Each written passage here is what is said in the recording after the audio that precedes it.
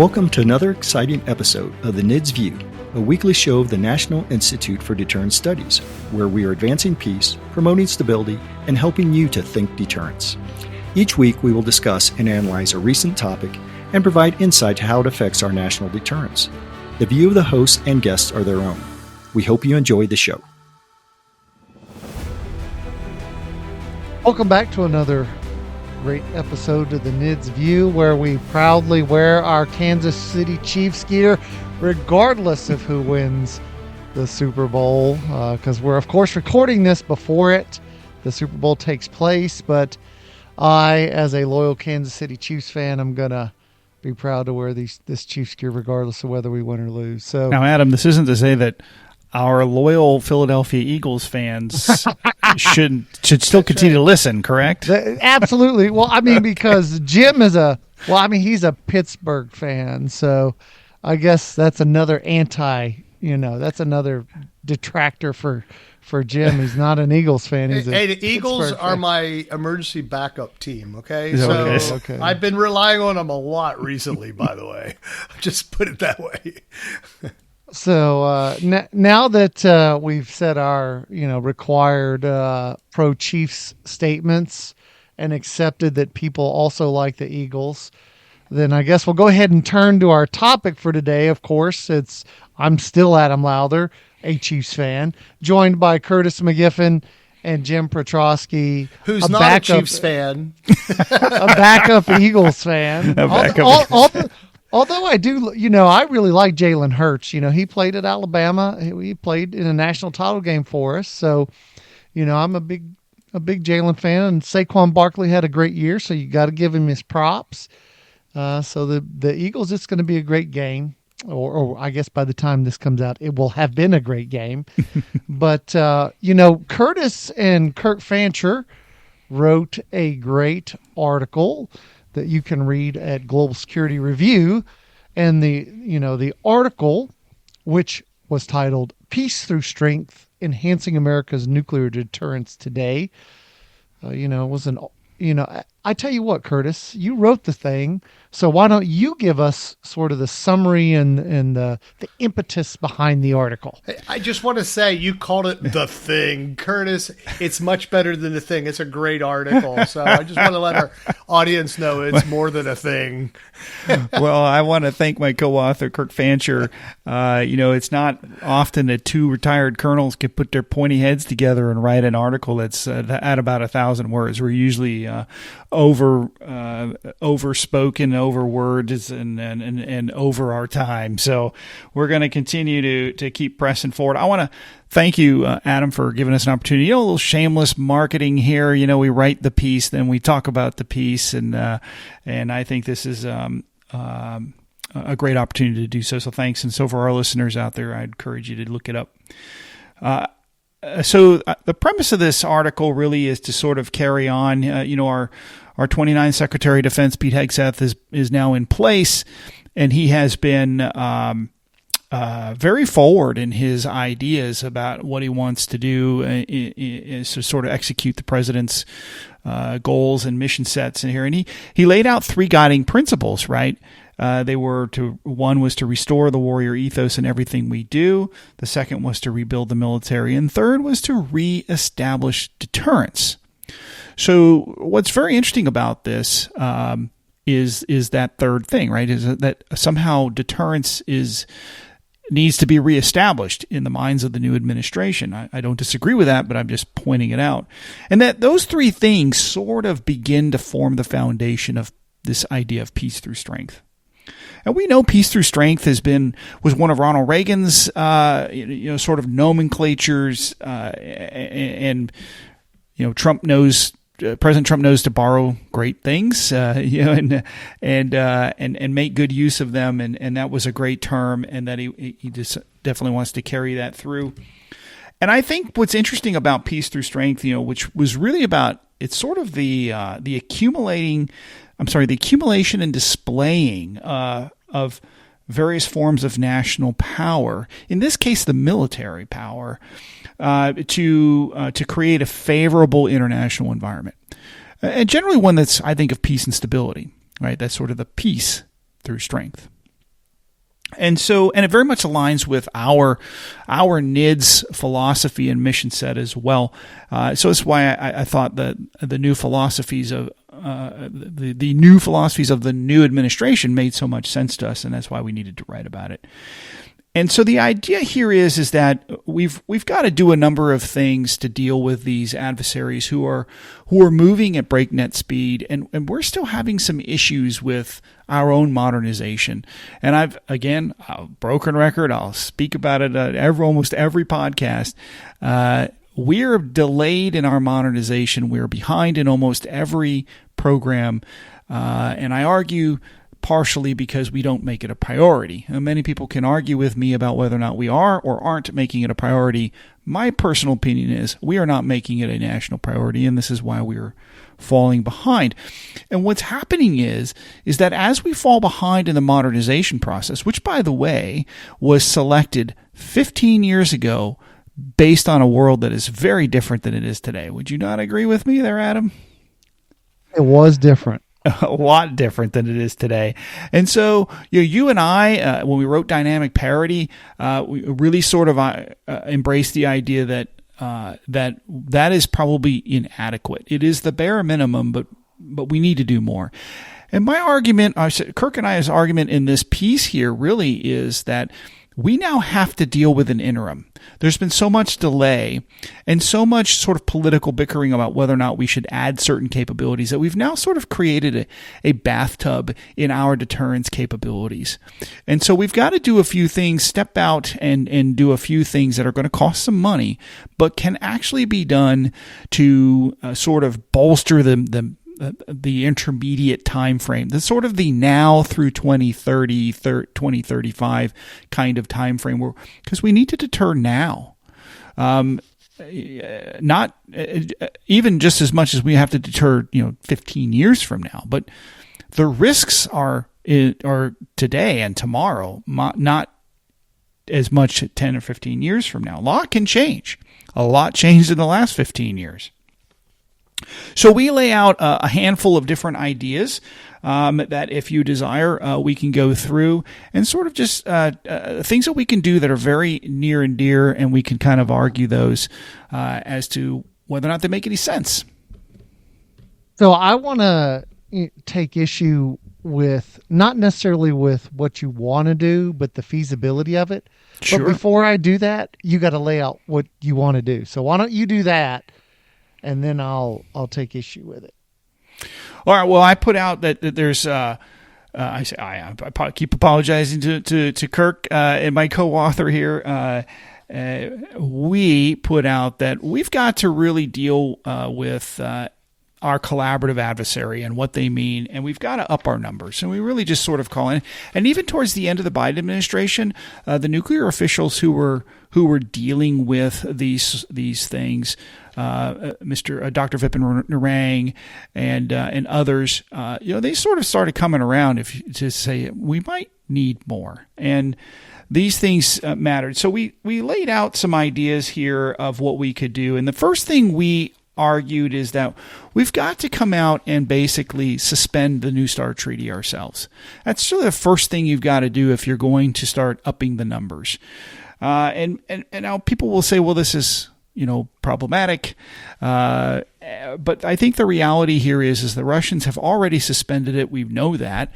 And there was a report that came out just in January of 2025, right before the inauguration, from the Secretary of State that basically told Congress in an unclassified format that it is likely that the Russians have increased the numbers of their warheads deployed above the treaty limitation. 1550, yeah. Wow. And so how'd that happen? That's quite a surprise for all of us, right? And so despite the fact that the Russians promised us that even though they were suspending the treaty, that they would comply with the numbers anyway.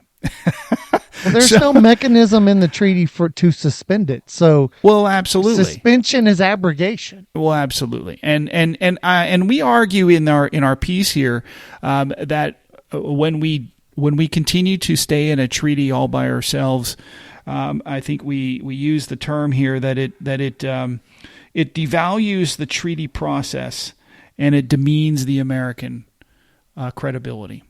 That we will sort of continue to be political punching bags in the treaty world, that we can be taken advantage of, is a bit insulting. And so we argue that it's time to get out of the treaty, at least to suspend it. There's only a year left in this treaty anyway. We're almost exactly 12 months away from the expiration. Just pull out. They're not following it. Exactly. So we argue that it's time to move in that direction. The second thing we argue, we must immediately suspend the retirement and dismantlement of any of our remaining nuclear warheads, both in the inactive and active stockpiles. That we've got to and turn around and start refurbishing them. They're the only ones we have. And we've got to start getting them together because we've got to do some other things. I believe the FY25 NDAA calls for some other things similar in that vein, as well as salvaging the B-83 and the W-72-2 weapons, so that we can prevent the dismantlement of those key systems, as well as continuing the new B-6113 that the previous administration had initiated. And then the third thing we offer here is we've got to change the posture of our forces. This includes remerving the ICBMs, the Minuteman IIIs that are in the holes now, back to 3 warheads. That would add about 800 warheads back into the count. Figuring out a way to renuclearize some of the bombers and putting about a quarter of the bomber force back on alert. That would include the tankers as well, as an ability to sort of salvage and survive the weapons, as well as giving the president more options should you need them after an attack. A couple other items within that reconfiguration would be is possibly taking some of the recently retired TLAM-Ns, since we don't have a SLCM-N yet, the Tomahawk Land Attack Missile Nuclear, and putting them back into some of the ships and submarines. And specifically, we call out the 4 SSGN nuclear submarines that were converted into giant cruise missile carriers, that we should make those nuclear cruise missile carriers. And by putting nuclear cruise missiles back on those submarines, you increase the at-sea potential by about 28%. And so this is, it's not anything to ignore. But this is adding force without buying new submarines, which is a large expense in and of itself. And so by doing just a few of those things, we sort of communicate to our allies that we're still in the game, that they don't need their own nukes, and that we are ready and credible. And we communicate to our adversaries that it's a lot harder to get us. And we do have enough now to cover all of the new targets that China and others are adding to the menu, that we would need to hold at risk in order to ensure successful deterrence. And so those are the 4 things that we advocate for with regard to some very close-in modernization. And we don't profess to say that they can all be done immediately and that they're certainly not free. But again, if it is a priority of the administration and of the new SecDef to reestablish deterrence, then there are certain things we have to do. It doesn't just get reestablished because you said so. You gotta have to take bold steps in order to make these things happen, and it's going to cost a few bucks. But there's likely the Doge is going to find money, or we can salvage it from other parts of the budget. But we can afford these things if we make it a priority. So I'll stop there and see what you all think about that. Did you want to say something first, Jim, or did you want me to? Well, I was going to let you pick it apart, but let me go for it first. Why not? So the article is Peace Through Strength, Enhancing America's Nuclear Deterrence Today.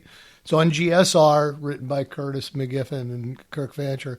I want to highlight something I said 2 podcasts ago. So listeners, go back and listen. I said I like to look at things from the middle out. And I know Adam just, after the show, he just called me all kinds of names, thought I never took a stance on anything. And as a scientist, I just like to look at, but yeah, that was one of them. That was the kindest thing he said. But anyway, but I like looking at things from the middle and then looking at both sides. So we look at peace through strength. Well, why don't we have peace through weakness? Okay, let's think about peace through weakness and what you want to do. Most of our disarmament people really put a lot of emphasis on treaties and negotiations and such, because that's not war, and that's good. So I think the one criticism I have of Curtis and Kirk is they put that up first. The fact that we want to, we should go ahead and pull out of these treaties, because I think there's a flip side to this. And that is that if we follow in the article, number 2 was warhead dismantlement. If we stopped dismantling and we began to refurbish our nuclear weapons, as Curtis suggests, we would be gaining strength, not indicating weakness. So we would show that we have strength, okay? And it's a strength that puts us in a strength position to be able to negotiate. And then, adjust the posture of Americans' nuclear deterrent forces, strengthen deterrence. And we do that by basically redeploying our warheads, putting ourselves in a position to negotiate from a strength standpoint, because the Russians don't have to negotiate if we are in a position of weakness. And I'll give an example here at the end. And then last, you're talking about putting bombers on alert, which I've always thought was a really cool thing. Not because bombers on alert are just neat to see people flying, but it is a messaging tactic that we can use to say, we put bombers on alert because you are in a position now of non-negotiation. And now we need to have the strength to bring you back to the negotiating table. So now let me go back to the START II treaty. Imagine if the Bahamas, I love the Bahamas. I think they're great. I've never really been there, but I've seen pictures and the pictures are beautiful. Why don't the Bahamas negotiate a new START treaty with Russia? I mean, Russia should want to do that. They'd be really nice to them and everything else. The reason they can't negotiate a new START treaty or any kind of reduction or hold back of their nuclear weapon forces or any kind of structural differences is because the Bahamas could not negotiate from a point of strength. They could from beauty. They could from really neat and cool stuff they can do on the beaches and places I want to go.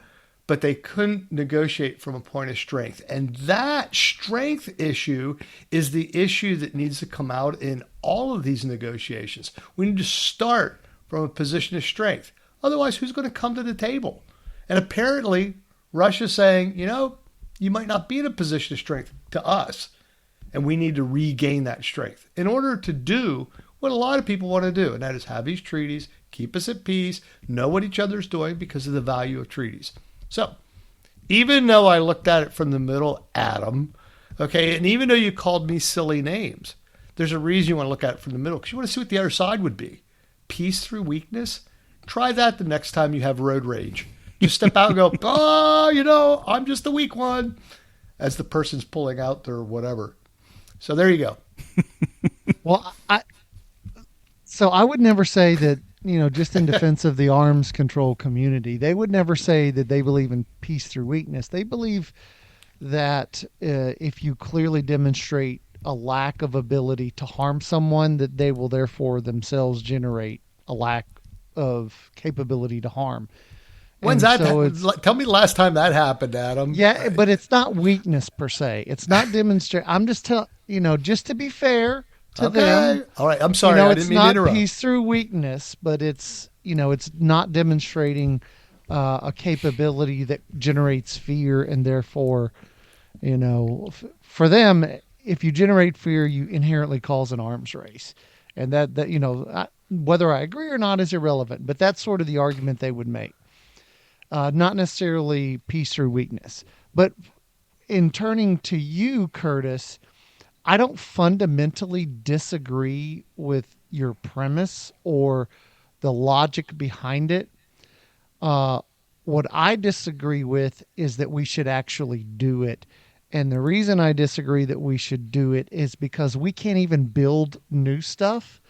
So I don't know how we're going to sort of upload, how we're going to, put new tubes in submarines, how we're going to change over combat information systems in how we're going to do the things that must be done, like in the dry dock, in the shipyard. And we don't have the industrial base that can, build the new stuff.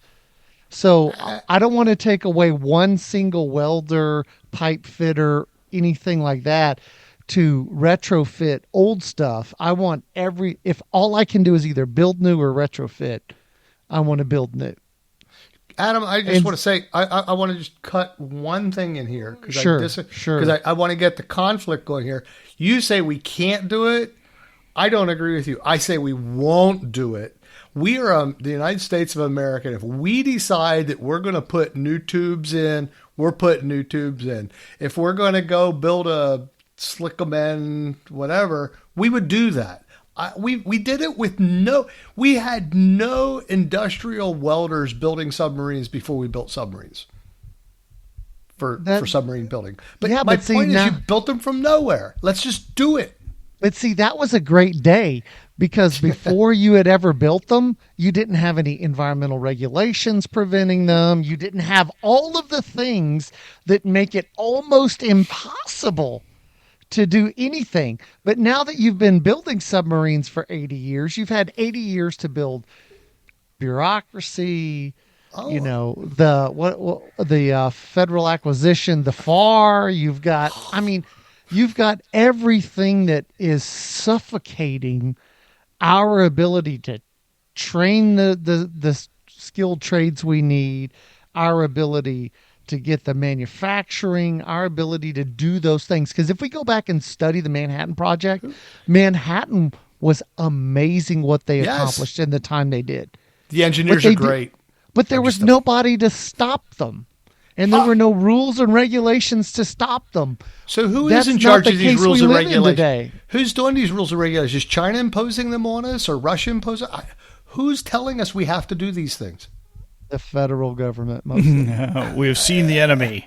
And he is us. Right. But I mean, that's the challenge. And it's also a skill base, right? If you go to buildsubmarines.com, there's tons of jobs open for welders and this is in part our fault because what did every American family tell their sons and daughters? You got to go to college. Join the Army. You need that degree in gender studies because a degree in gender studies is better than not having a degree. That degree in English, communications, underwater basket weaving. You got to get a degree because that's what mattered. And so now we have kids who don't want to be pipe fitters and welders and electricians and all the things that lead to good careers, good jobs that are the manufacturing base. And then so when you have this constant bathtub effect of building aircraft, submarines, and all that, you sort of have a problem of your build for 20 years, then lay everybody off, then you wait 20 years and start from scratch. And this is where we are. I absolutely agree with that. That premise is we need to go back and look at the past and say, what put us in this position? It's my standard argument in these podcasts. What put us here and what are we not going to do again? Okay, if we're going to build a workforce, we need to have a workforce that has a steady position, steady job, steady learning, steady training, steady development. We need to show people that there are careers just like the three of us have had in our, in a development within the United States. And we can do that, but we have to be able to communicate that. All right. Well, let me, far be it from me to be the pessimist of the group here, or the optimist. This time I'm the optimist of the group, right? So I would argue that a lot of the recommendations we have really don't require a lot of the workforce that's being used to build new stuff. I mean, uploading warheads that already exist back onto missiles is largely I suspect done by uniformed personnel and their supporting folks in the labs. And I think placing bombers on alert, there's a lot of logistical challenges and manpower issues. To be fair, Adam, right? Got to have the cops, you got to have enough air crews, you got to have enough ramp space, maintainers, and we've done away with a lot of that.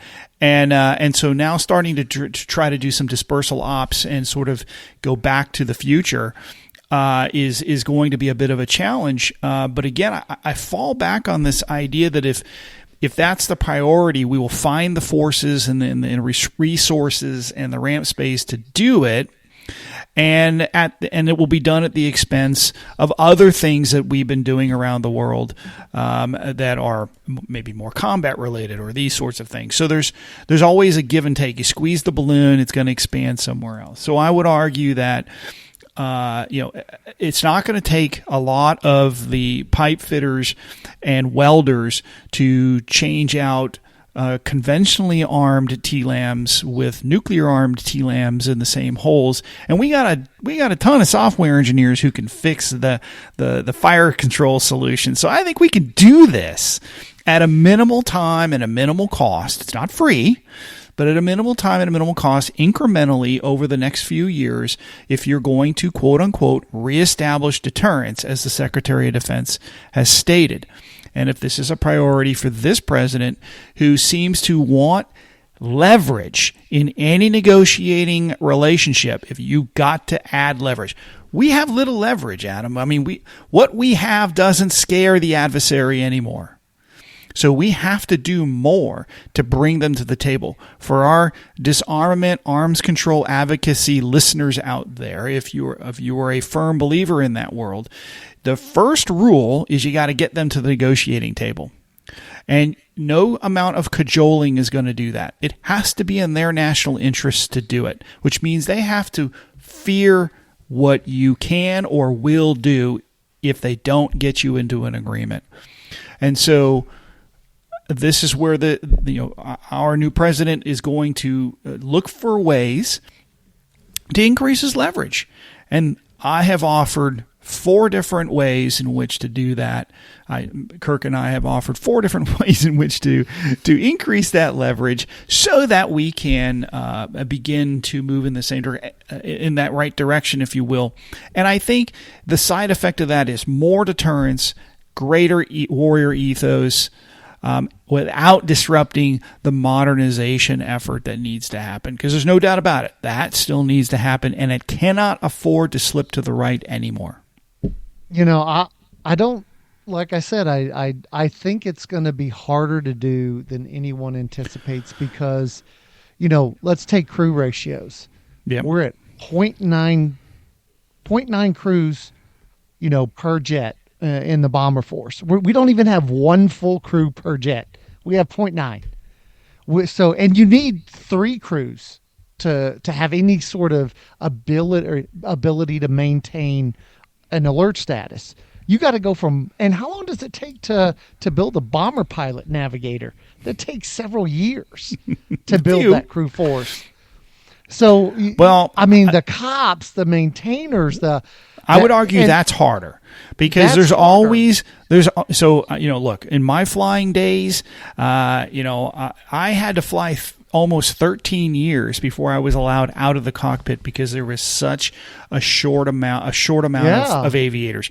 And there were always graybeards coming back to the cockpit in the latter part of their careers, not because it was a good deal for them. It's because the Air Force was short aviators, and so they had to reach out into the staff and bring them back, train them up, and have experienced crews again.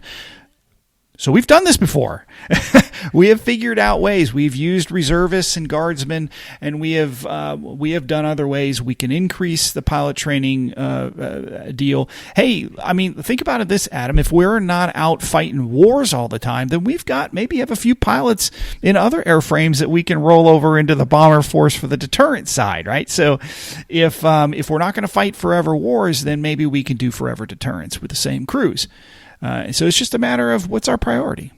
I don't disagree, but you got to still have the other big thing is the guns versus butter debate. Sure. And this is sort of what I think is great about what's going on right now is we're sort of cutting the fat because, if you just look at entitlement programs in 2024, they consumed 4.6 trillion federal dollars, and the federal government only brought in 4.4 trillion. So when you add on top of that debt, defense, interest on the debt, all of that, that's on top of the 4.6 trillion. So everything, you don't even pay your entitlement programs with what you bring in. Mm-hmm. Everything else has to be borrowed, which then makes the $900 billion debt payment, even bigger. So we are going to have to fundamentally reshape what Americans think their government should do for them. Mm-hmm. And they're going to have to come to the conclusion that your government is not going to provide your income security, your health care, your education, your everything. It's got to stop doing that and focus on its fundamental principles. So what you just described, Adam, I would argue is harder than finding pipe fitters and welders to build submarines. Okay. Yeah, and all the other things that need to be done. And so, when you look at the entire DoD budget, about a third of it is for people, right? Their health care, their pay, their retirement, their education, their living, all of that. It's people. And so out of the remaining 2/3, right, it's presumably war fighting. Right. And somewhere in that is about 10% of it is our deterrence. Right. And so I'm arguing here. What I'm saying is you're making a great argument for why we should do more deterrence and perhaps less war fighting, because in the end, it's always cheaper to deter than it is to wage war. So we need to make our investment in the deterrence in war aversion so that we don't have to make more investment in actual war fighting and war execution. I'm not denying there's not a deterrent value to having a ramp full of fighter aircraft. I'm not arguing that. What I'm saying is that it is a lot more expensive to have a bunch of them than it is to have a few nuclear bombers on that same ramp space waging deterrence rather than waging war. Let me say one other piece, though, to that, Curtis, and that is if you have a ramp full of fighters sitting there and they are providing deterrence, it's a lot less expensive than having a ramp full of those flying out running missions and you needing to replace some of them because of the damage done in warfare that's happening. Well, that's right. There's an expense there. You always pay twice when you go to war. That's exactly right. And so, but I do want to highlight for our audience the magic of podcasting for those that have listened to us, because what has happened is Curtis says the glass is half full, and Adam is the one saying the glass is empty, if not shattered, and there's no way out. It's completely opposite than most of our podcasts, and I've enjoyed today's podcast, sitting here listening to that transformation, finally, in what's occurred with the two of you. So I'm going to back off. Although I do have to also make one last comment, and then I'll leave it back to you two to close this out. But our podcast engineer has injected herself into our podcast today through our chat function. I just want to read that she thinks of the idea of peace through beauty. I just thought I'd throw that out there for maybe a future podcast. So there you go. Well, unfortunately, none of us would win that one, right? So. I'm a losing proposition. Well, maybe Adam. Maybe Adam would with his golden flowing hair. Well, it's been a great discussion as always. It's always good to have you, Curtis, and you, Jim, and to talk about something. And it's good to have you, Adam. Why, thank you. We can't forget our host. It's funny because there was a point earlier where you said you can't be in a treaty by yourself, and That's all right. of a sudden I kept hearing that song in the background. I don't want to be all by myself. Oh, no. I don't know if you remember that. And I was thinking, I wish I could do more work here. I wish I could have put that on. Kimberly, play, scratch that, please. So, but of course, great podcast. It's good to see you. Thanks to you, the listeners, of course. We always enjoy your comments. So, you can always send us and say, that was terrible. Or say, Curtis, you were just spot on. You're so smart, Curtis. Just Absolutely. send it. I love those. You can. Those are, well, I think it's at NIDS@thinkdeterrence.com. Right. Where you can send your comments and questions. Right. Of course, global. Also, security. Adam, we haven't. I'm sorry to interrupt you. We haven't had this. We haven't called for this in a long time, but discussion ideas from the audience. We've had a few of those a long time ago, and we haven't had any recently. If there's something you think we should talk about, send it to us. We'd love to have a topic from the audience. Yeah, absolutely. But be careful; you might get invited on the podcast. Oh, we'd love to have more guests, especially those disarmament people. I'm waiting for disarmament guests to have the courage to come on and take us on. Yeah. So, okay. Well, Global Security Review, the Twitter, QC events. QC events. I mean, there's all kinds of stuff to engage with. Please do. And of course, as always, we want to remind you to think deterrence. Thank you for listening to the NIDS View.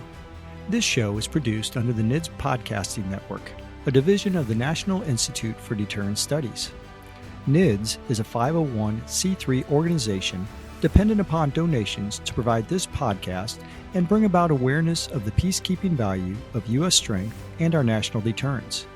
You can catch all of our podcasts or provide feedback at thinkdeterrence.com. I would like to thank our producer, Kimberly Charrington, our sponsors, and all the fantastic members of the National Institute for Deterrence Studies for making this podcast possible. Stay tuned next week for another exciting and informative The NIDS View.